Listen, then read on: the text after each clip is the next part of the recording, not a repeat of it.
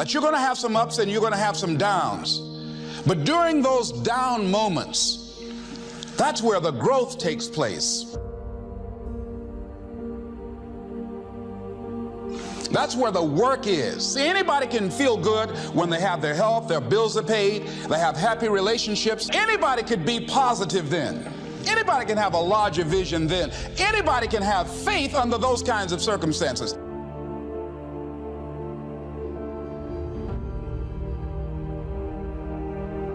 The real challenge of growth, mentally, emotionally, and spiritually, comes when you get knocked down.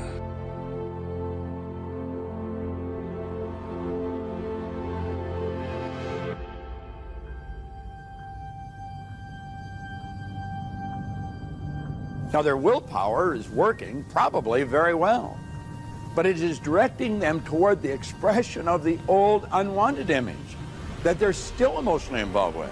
See, the old image is being expressed through their behavioral patterns that'll cause the repeated manifestation of the old image.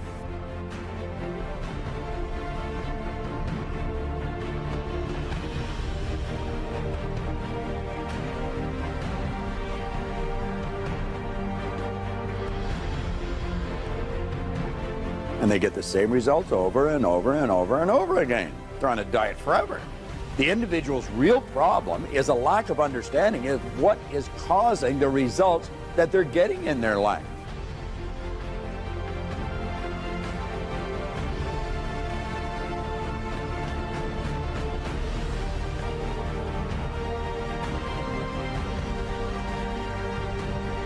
Results they do not want, the results they're attempting to change.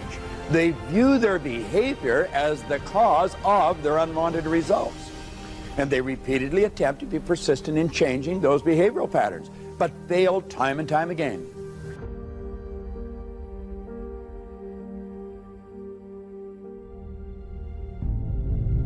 The margin for error is so small. I mean, 1/2 a step too late or too early, and you don't quite make it. 1/2 second too slow, too fast, you don't quite catch it. The inches we need are everywhere around us. They're in every break of the game, every minute, every second. Our deepest fear is not that we are inadequate. Our deepest fear is that we are powerful beyond measure. It is our light, not our darkness, that most frightens us. Dig deep down, ask yourselves, who do you want to be? Figuring out for yourselves what makes you happy, no matter how crazy it may sound to the people. Make a choice, right? You just decide what it's going to be, who you're going to be, how you're going to do it. Just decide. We can stay here, get the shit kicked out of us, or we can fight our way back into the light. We can climb out of hell. 1 inch at a time.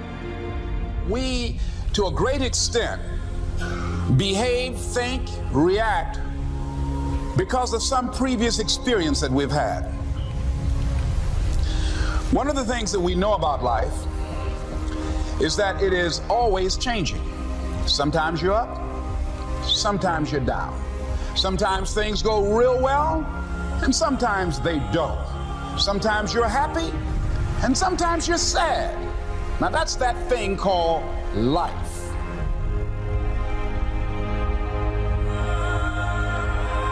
But you're going to have some ups and you're going to have some downs.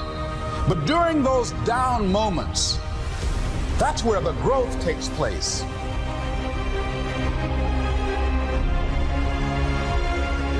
Anybody can feel good when they have their health, their bills are paid, they have happy relationships. Anybody can be positive then.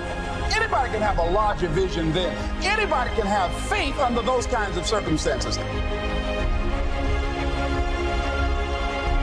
The real challenge of growth, mentally, emotionally, and spiritually, comes when you get knocked down.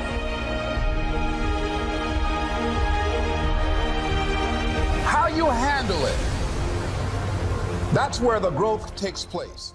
Differential of somebody winning and losing has nothing to do with their genetics, has nothing to do with their potential. It's their perseverance, always showing up. A person that's willing to gamble it. If you show up, then you have a chance. If you don't show up, the outcome's simple. Never there, like an audition. If you show up to the audition, there's a chance you might get the part. If you're too scared to show up and you sit back at home, wondering what if and everything else, no one in hell is gonna call you an opportunity because you weren't present. The winners always show up. They're willing to lose in order to gain.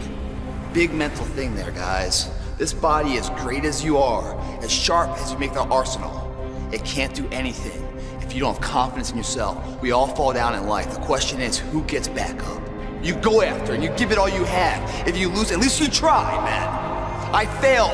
It's 10 times more of a man than someone said, what if? Because what if never went to the arena. When you guys find a fear, that fear will either create you or destroy you.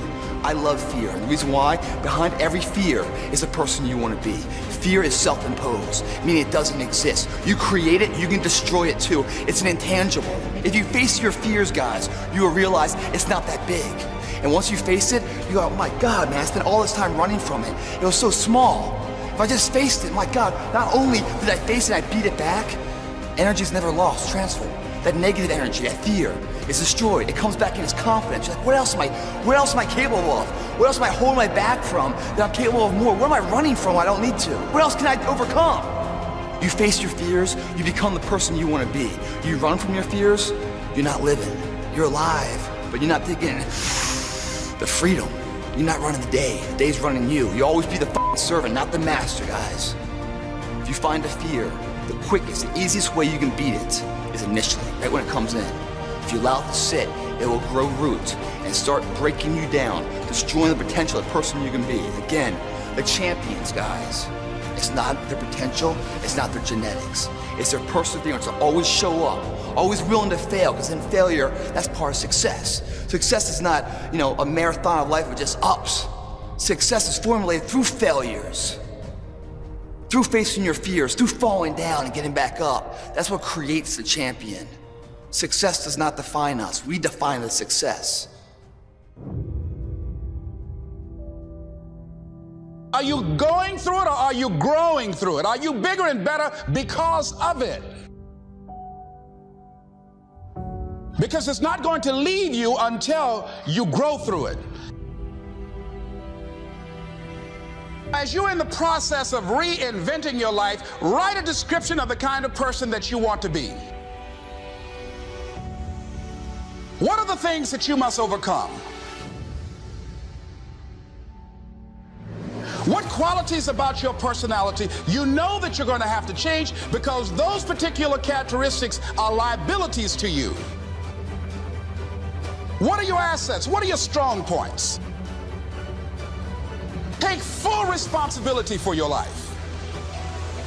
Accept where you are and the responsibility that you're going to take yourself where you want to go.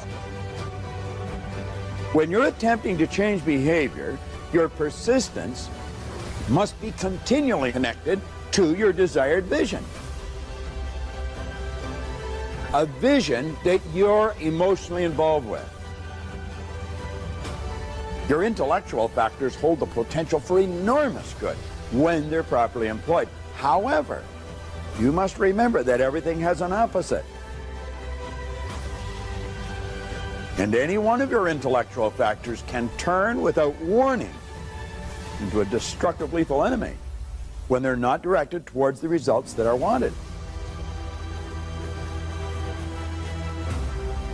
You see, it's not difficult to find an individual who's persistently doing what they don't want to do and achieving results they don't want to achieve. A lack of persistence is not their problem.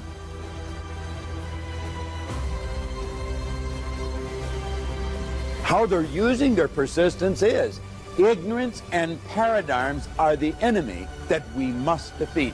Everyone is persistent. Our objective must be to put persistence to work for us rather than against us. And you can either let it destroy your life or you can build upon it. You can decide that you're going to stand up to life. You can decide that I'm going to live each day as if it were my last. You have the power to make that decision.